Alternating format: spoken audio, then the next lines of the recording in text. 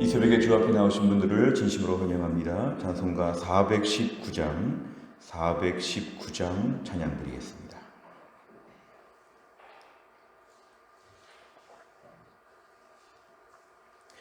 419장입니다. 주 날개 민 내가 편안히 쉬네. 밤 깊고 비바람 불어쳐도 아버지께서 날 지켜주시니 거기서 편안히 쉬리로다. 주 날개 민 평안하다. 그 사랑 끊을 자니뇨. 주 날개 민 내 쉬는 영혼 영원히 거기서 살리. 주 날개 민 나의 피난처 되니 거기서 쉬기를 원하노라. 세상이 나를 위로치 못하나 거기서 평화를 누리리라.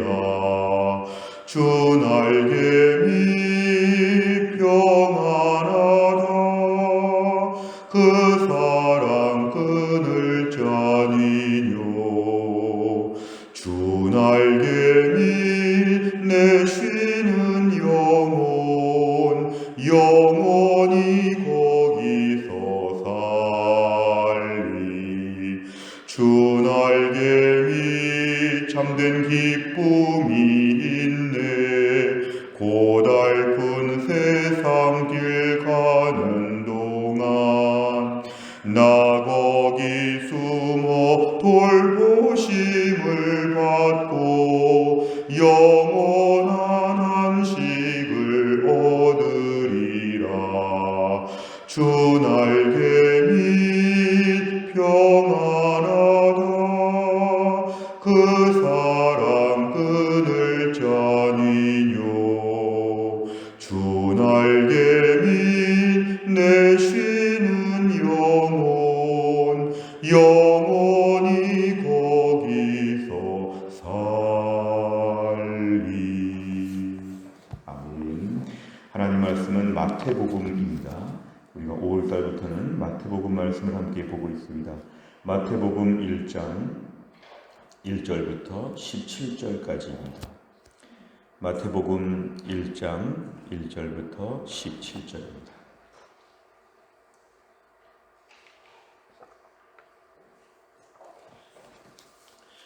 마태복음 1장 1절부터 17절까지의 말씀을 저와 한 절씩 교독하시겠습니다.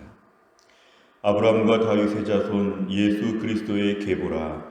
아브라함이 이삭을 낳고 이삭은 야곱을 낳고 야곱은 유다와 그의 형제들을 낳고 유다는 다말에게서 베레스와 세라를 낳고 베레스는 헤스론을 낳고 헤스론은 람을 낳고 람은 아미나답을 낳고 아미나답은 나손을 낳고 나손은 살몬을 낳고 살몬은 라합에게서 보아스를 낳고 보아스는 루색에서 오벳을 낳고 오벳은 이새를 낳고 이새는 다윗 왕을 낳으니라. 다윗은 우리아의 아내에게서 솔로몬을 낳고 솔로몬은 르호보암을 낳고 르호보암은 아비야를 낳고 아비야는 아사를 낳고 아사는 여호사밧을 낳고 여호사밧은 요람을 낳고 요람은 우시야를 낳고 우시야는 요담을 낳고 요담은 아하스를 낳고 아하스는 히스기야를 낳고 히스기야는 므낫세를 낳고 므낫세는 아몬을 낳고 아몬은 요시야를 낳고 바벨론으로 사로잡혀 갈 때에 요시야는 여고냐와 그의 형제들을 낳으니라.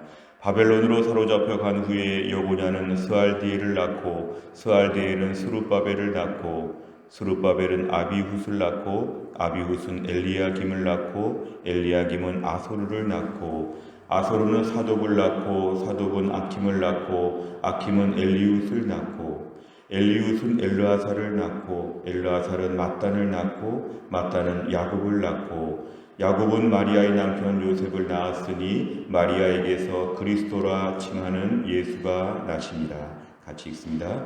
그런즉 모든 대수가 아브라함부터까지 14대요 다윗부터 바벨론으로 사로잡혀 갈 때까지 14대요 바벨론으로 사로잡혀 간 후부터 그리스도까지 14대더라. 아멘. 오늘 본문의 말씀 마태복음을 보시면 이제 마태복음 1장에서는 특별히 예수님의 족보가 나옵니다. 예수님의 족보가 등장하는 이유는 예수님이 다윗의 후손이고 또 왕의 계보를 이었다는 것을 보여주는 것이죠. 이 마태복음은 주로 유대인들, 이스라엘 백성들을 위해 쓰여졌다고 이렇게 알려져 있습니다. 그런 차원으로 볼 때는 오늘 족보는 매우 중요한 것입니다. 우린 지금 낯선 이름들이 많이 나오기 때문에 어디에서 은혜를 받아야 될까, 사람 이름들만 읽었다 이렇게 볼 수 있지만 오늘 이 말씀 마태복음이 당시 이스라엘에서는 왕의 자손들의 족보가 계속 나오기 때문에 오늘 예수님께서 왕의 자손으로 태어나신 그 족보 차원에서 매우 중요한 얘기들을 낳고 있습니다. 오늘 본문에 보시면 특별한 것은 오늘 3절 같은 경우를 보시면 유다는 다말에게서 베레스와 세라를 낳고, 참 이건 좀 수치스럽고 부끄러운 역사죠. 자기 며느리와의 사이에서 자손들을 낳았는데 그 자손들이 계보의 중간에 등장했다는 것은 참 감추고 싶은 이야기지만 성경은 이것을 그대로 얘기를 합니다. 오늘 특별히 말씀 중에 보면은 6절에 보시면 다윗은 우리아의 아내에게서 솔로몬을 낳고, 굉장히 아주 날카롭게 지금 족보를 기록하고 있습니다. 그냥 다윗은 밧세바에게서 솔로몬을 낳았다고 하지 않고 우리아의 아내에게서 낳았다, 뭐 이런 식으로 지금 얘기하는 것이기 때문에 역시 이것도 좀 불편할 수 있는 내용입니다. 하지만 이렇게 여러 가지 부끄러워 보이고 또 인간적인 많은 실수가 있고 허물이 있는 가운데 왕의 족보가 이어집니다. 오늘 특별히 왕의 족보 중에서 눈여겨볼 부분들이 어디냐 하면은 오늘 10절 같은 경우에 히스기야가 므낫세를 낳았다. 사실 히스기야는 매우 의로운 왕으로 우리가 칭찬을 받지만 므낫세는 굉장히 악한 왕이었습니다. 유다 왕 전체 중에서 제일 사악한 왕이 므낫세였습니다. 그런데 그 므낫세 역시 이 족보에 지금 들어가 있다는 게 참 특별합니다. 11절에 보니까 바벨론으로 사로잡혀 간다. 이 바벨론으로 포로가 되어 있는 70년 포로 기간도 지금 오늘 이 족보에 등장하고 있습니다. 오늘 결국 등장하는 족보 내용들을 보면 부끄러운 치욕의 역사, 숨기고 싶은 역사, 인간적인 허물들, 이 모든 것들이 많음에도 불구하고 도도히 흐르는 것이 뭐냐면 하나님의 뜻과 계보가 이어지고 있다. 하나님은 인간적인 부족함, 인간적인 여러 가지 모순에도 불구하고 하나님은 막을 수 없는 엄청난 힘으로 역사를 주관하시고 이끄신다는 것이죠. 우리 생각에 이런 일 때문에 뭐가 잘못될 것 같고 이런 일은 좀 없어야 되고 우리는 그런 게 많지요. 그러나 하나님께서는 이 모든 것을 다 동원하셔서도 결국은 하나님의 역사가 이루어진다는 것이죠. 16절에 보니까 야곱은 마리아의 남편 요셉을 낳았으니 마리아에게서 그리스도라 칭하는 예수가 나시니라. 결국 예수님의 족보를 볼 때는 이 모든 수치스럽고 어려운 일이 많았음에도 불구하고 예수 그리스도가 태어나는 족보가 되었다는 것입니다. 그러니까 결국 이 모든 일을 통해서 우리가 인간들은 허물이 많고 믿을 수 없으나 인간들은 실수가 많고 믿op지 못하나 하나님께서 역사를 주관하시고 일하신다는 것, 이걸 본문은 강조하고 있습니다. 오늘 예수 그리스도의 족보를 보면서 우리가 알 수 있는 것은 하나님이 주관하시는 역사 속에서 이 일이 가능해졌고 이것이 오늘날 우리 인생 가운데도 사람들이 실수하고 사람들이 중간에서 망칠 것 같지만 하나님은 망하지 않는다. 하나님은 망치지 않으신다. 하나님이 이루신다. 하나님의 성취, 하나님의 완성, 이런 부분을 오늘 족보를 통해 알 수 있습니다. 첫 번째를 보시면 마태는 누구의 계보를 기록한다고 선포합니까? 1절에 보면 예수 그리스도의 계보라 했습니다. 예수 그리스도의 계보라. 오늘 족보는 예수님의 계보이고 앞에 설명으로 아브라함과 다윗의 자손이라는 말이 붙어 있는 것입니다. 누구의 계보입니까? 예수 그리스도의 계보라. 두 번째를 보면 마태가 계보를 기록하며 반복해서 사용하는 표현은 무엇입니까? 본문에 보시면 단어적으로 볼 때 낳고 이런 말이 반복되고 있죠. 누가 누구를 낳았다는 것, 끊임없이 지금 역사가 이어지고 세대가 바뀌고 있습니다. 여기서 알 수 있는 것은 사람들이 계속 바뀐다는 것이죠. 결국 중간중간에 사람들이 바뀌어가는 것, 우리가 개별적인 인물들에 집중하지 않고 이 전체를 주관하시는 하나님께 집중해야 한다는 것입니다. 인간은 한 세대를 살다가 죽는 존재이죠. 아브라함도 이삭도 야곱도 다 죽었습니다. 그 시대에 대단한 일을 했더라도 다 죽었습니다. 지나가는 바람 같았죠. 결국 인생은 가볍게 지나가나 하나님은 전체를 주관하시는 총감독 같은 역할을 하나님이 주관하신다. 하나님의 주권적인 역사를 강조합니다. 세 번째를 보면 예수님의 탄생을 기록하며 이전의 구절과 달리 주어가 바뀌는 이유는 무엇입니까? 오늘 본문에 보시면 계속 아브라함이 등장했다가 이삭이 등장했다가 야곱이 등장했다가 그 다음에 또 베레스가 등장했다가 여러 사람들이 지금 각각 잠깐 등장하고 있지만 이번과 마찬가지로 하나님이 전체적으로 주관하신다는 걸 계속 강조합니다. 하나님이 전체적으로 주관하시니까 중간에 다윗이 우리아의 아내를 취해 솔로몬을 낳던, 아니면 가장 사악한 므낫세가 있던, 아니면 바벨론으로 포로로 잡혀갔던 이 모든 일들과 관계가 없이 하나님이 역사를 이끄신다는 것이죠. 수동적으로 어쩔 수 없이 가는 것처럼 보이는 역사가 아니라 역사에는 그래서 보이지 않는 손이 있다는 것입니다. 하나님의 보이지 않는 손이 있다. 최근에 우리 역사까지도 마찬가지입니다. 우리가 정치, 경제, 사회, 심지어 코로나, 또 교회 안에서 많은 일들이 벌어지고 진행될 때 아쉬움도 있고 불편함도 있고 걱정되는 것도 있지만 오늘 이것을 믿으시기 바랍니다.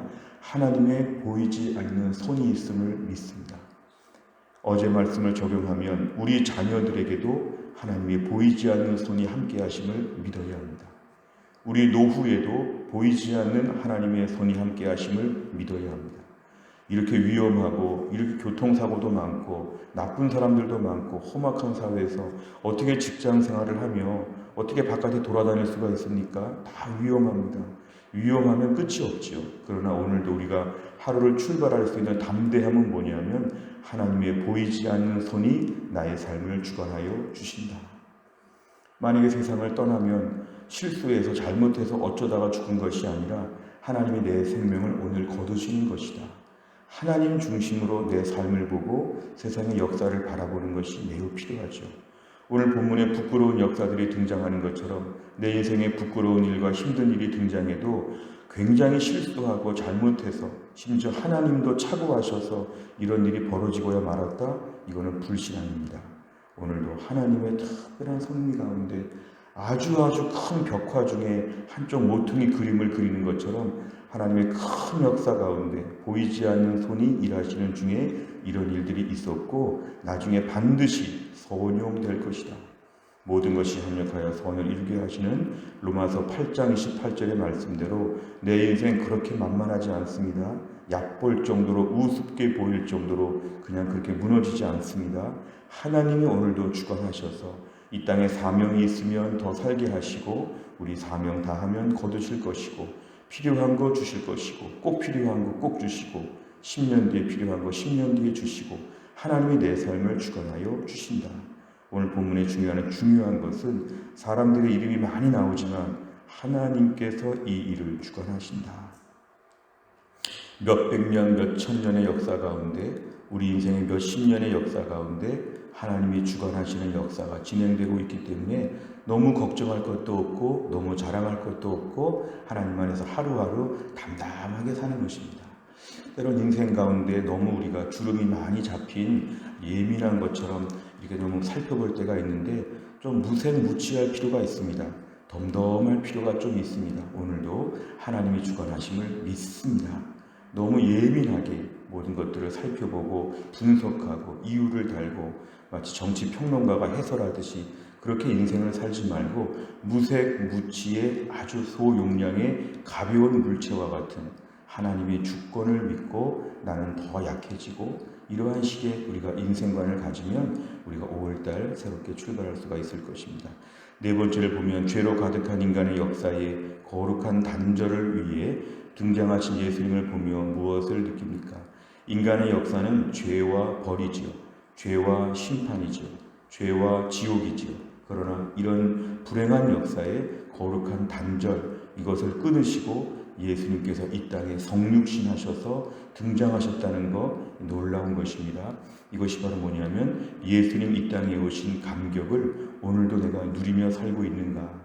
내 인생 만약에 오늘 본문처럼 예수님 안 오셨다면 얼마나 불행했을까. 내 인생 예수님이 이 땅에 오셔서 이 예수님 믿고 지금까지 신앙생활하고 천국 바라보며 사는 것에 대하여 오늘 내가 얼마나 감격하고 있는가, 이걸 돌아보는 것입니다. 거기에 감격할 줄 알아야 하나님이 인생을 주관하신다는 것을 믿습니다. 결국 내가 구원받는 것과 하루하루가 지금 하나님의 은혜 가운데 산다는 것은 서로 연동되어 있습니다. 구원받은 백성은 하나님이 삶을 주관하여 주신다. 오늘의 핵심적인 문구입니다. 구원받은 백성은 하나님이 그 삶을 주관하여 주신다. 구원받은 백성은 하나님이 그 삶을 주관하여 주신다. 이것을 기억하게 되면 구원에 대한 확신과 함께 오늘 내 삶의 주인이 하나님이심을 내가 고백하는 것입니다. 지나치게 걱정하고 낙심하고 안절부절 못하고 초조했던 것들을 내려놓고 하나님, 이렇게 나라가 망해도 예수 그리스도의 역사가 이어지고 이렇게 부끄러운 사람들이 족보에 있어도 하나님의 역사가 도도하게 흐르는 것처럼 내 삶에 이런 실수, 이런 허물, 10년 전에, 5년 전에, 불과 몇 달 전에 이런저런 많은 일들 가운데도 하나님의 역사가 오늘도 차질 없이 이루어질 것을 믿습니다. 이런 담대함을 달라고 아침에 기도하시기를 바랍니다. 다섯 번째는 왕이신 예수님께서 나의 구원을 위해 오셨다는 것을 처음 깨달은 때는 언제입니까? 예수님의 구원 역사를 계승하기 위해 내가 결단해야 할 것이 있다면 무엇입니까? 오늘 왕의 족보가 등장하면서 더 유대인들에게 강조하는 것이죠. 예수님은 우리의 왕이 되어주신다.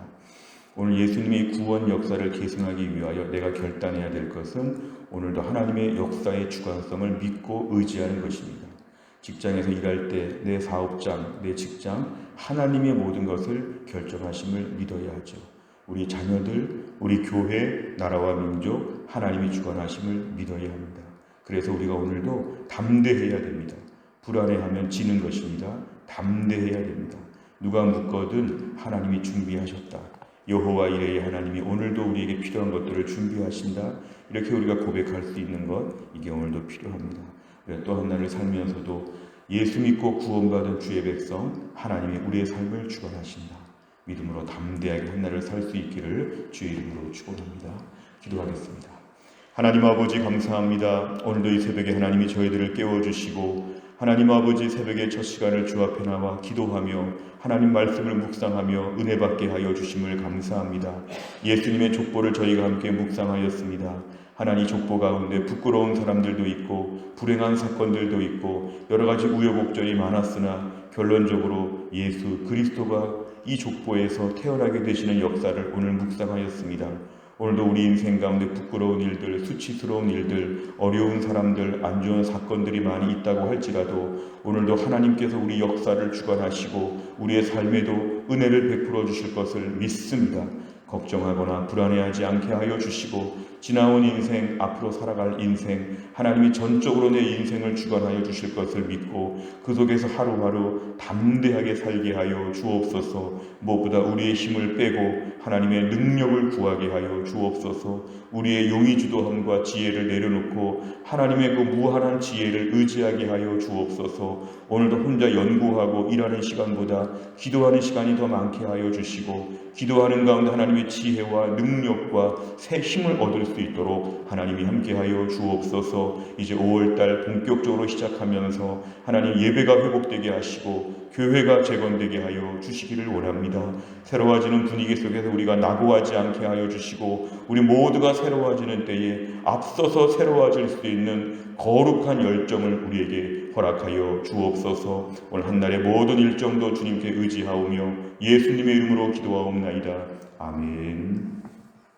매주 월요일마다 우리 교회가 기도하는 100대 기도 제목, 교회 비전을 위해 기도합니다. 경건일지에 보시면 6페이지 15번부터 28번까지 우리가 오늘 꼭 기도할 제목들입니다. 오늘 아침에 꼭 기도해 주시기를 바랍니다. 주기도문 하겠습니다. 하늘에 계신 우리 아버지여, 이름이 거룩히 여김을 받으시오며 나라의 임하옵시며 뜻이 하늘에서 이룬 것 같이 땅에서도 이루어지이다. 오늘날 우리에게 일용할 양식을 주옵시고 우리가 우리에게 죄 지은 자를 사하여 준 것 같이 우리 죄를 사하여 주옵시고 우리를 시험에 들게 하지 마옵시고 다만 악에서 구하옵소서. 대개 나라와 권세와 영광이 아버지께 영원히 있사옵나이다. 아멘.